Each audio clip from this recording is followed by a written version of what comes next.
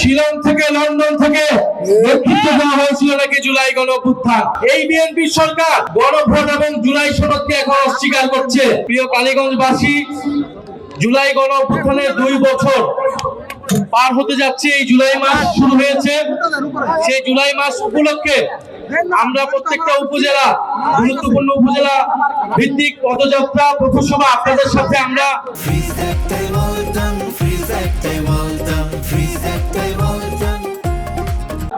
যোগাযোগের জন্য এসেছি। আপনারা জানেন যে বাংলাদেশে একটা নির্বাচন হয়েছে ফেব্রুয়ারিতে। সেই নির্বাচনে 2টা নির্বাচন ছিল। কয়টা নির্বাচন? 2টা নির্বাচন ছিল।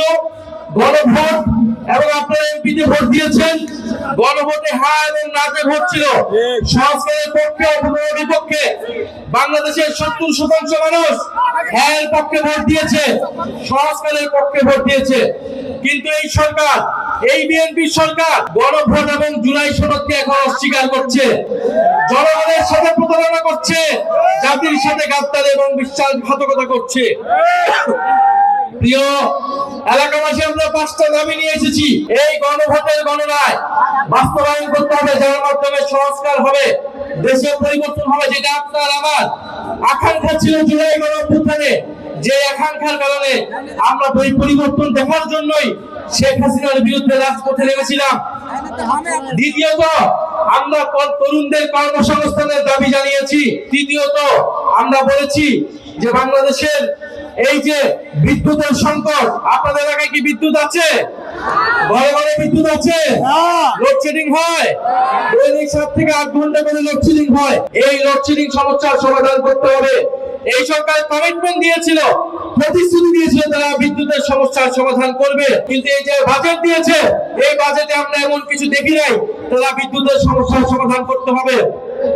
ফলে অবশ্যই ঘরে ঘরে বিদ্যুৎ দিতে হবে এবং দ্রব্যমূল্যের নিয়ন্ত্রণ করতে হবে, মানুষের নিয়ন্ত্রণে অধীনে আনতে হবে।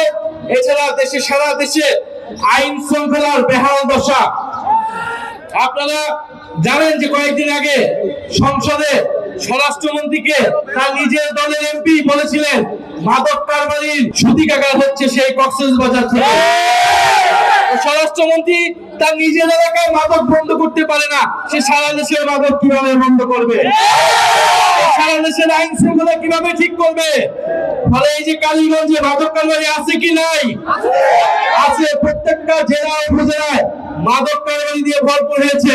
ফলে স্বরাষ্ট্রমন্ত্রীকে বলবো কক্সবাজারে মাদক বন্ধ করুন এবং সারা বাংলাদেশের সকল জায়গায় মাদক কারবারি বন্ধ করুন এবং দেশের আইন শৃঙ্খলা নিশ্চিত করুন। এবং প্রিয় কালীগঞ্জবাসী, আমাদের ভাই শরীফ ওসমান হাদি জীবন দিয়েছিল আজাদির জন্য, স্বাধীন সার্বভৌম বাংলাদেশের জন্য। কিন্তু আমরা দেখছি সীমান্তে সাধারণ বাংলাদেশিদেরকে হত্যা করছে বিএসএফ খনি বাহিনী। আমরা দেখছি সীমান্তে পুশিং হচ্ছে এবং এই সরকার যে নিজেদেরকে জাতীয়তাবাদী সরকার বলে, জাতীয়তাবাদের নামে ব্যবসা করে, সে সীমান্ত হত্যা বন্ধ করতে পারছে না, পুশিং বন্ধ করতে পারছে না। ফলে আমরা বলবো সীমান্ত হত্যা বন্ধ করুন, জাতীয়তাবাদের নামে ব্যবসা বন্ধ করুন এবং বাংলাদেশের সীমান্তকে সুরক্ষা দিন। প্রিয় কালীগঞ্জবাসী, জুলাই গণঅভ্যুত্থান হয়েছিল আপনার আমার অংশগ্রহণের ফলে। এখন জুলাই গণঅভ্যুত্থানের পরে নতুন নতুন নেতা তৈরি হয়েছে, নতুন নতুন নেতৃত্ব আসছে। শিলং থেকে লন্ডন থেকে নেতৃত্ব দেওয়া হয়েছিল নাকি জুলাই গণঅভ্যুত্থান। ভালো আপনারা নেতৃত্ব দিয়েছেন। আপনারা এখন জুলাইয়ের আকাঙ্ক্ষা বাস্তবায়ন করুন, আপনারা জুলাই সনদ বাস্তবায়ন করুন, আপনারা সংস্কার বাস্তবায়ন করুন। যদি জুলাই সনদ বাস্তবায়ন করতে না পারেন, যদি বিচার করতে না পারেন, তাহলে জুলাইয়ের নেতৃত্বের দাবিদার এ কথাটি ভুলেও মুখে আনবেন না। জুলাই জাদুঘর খুলে দিন এবং যারা জুলাই গণঅভ্যুত্থানে হত্যাকাণ্ড চালিয়েছিল তাদের বিচার নিশ্চিত করুন। আপনারা যে বিভিন্ন জেলায় উপজেলায় মামলা বাণিজ্য করেছেন, নিরীহ মানুষের নামে মামলা দিয়ে আপনারা দুর্নীতি এবং লুটপাট করেছেন, সেই হয়রানি থেকে মানুষকে মুক্ত দিয়ে যারা প্রকৃত অপরাধী তাদেরকে গ্রেফতার করে বিচারের আওতায় আনুন এবং কালীগঞ্জের এলাকার মানুষের যে সাধারণ মানুষের যে সমস্যা আছে সেই সমস্যা নিরসন করুন।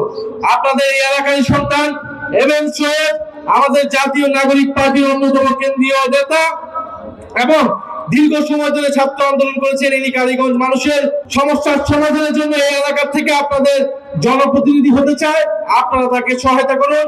ইনশাআল্লাহ আমরা কালীগঞ্জবাসীকে একটা সুন্দর কালীগঞ্জ আমরা বৈষম্যহীন কালীগঞ্জ করে দেব। ইনশাআল্লাহ।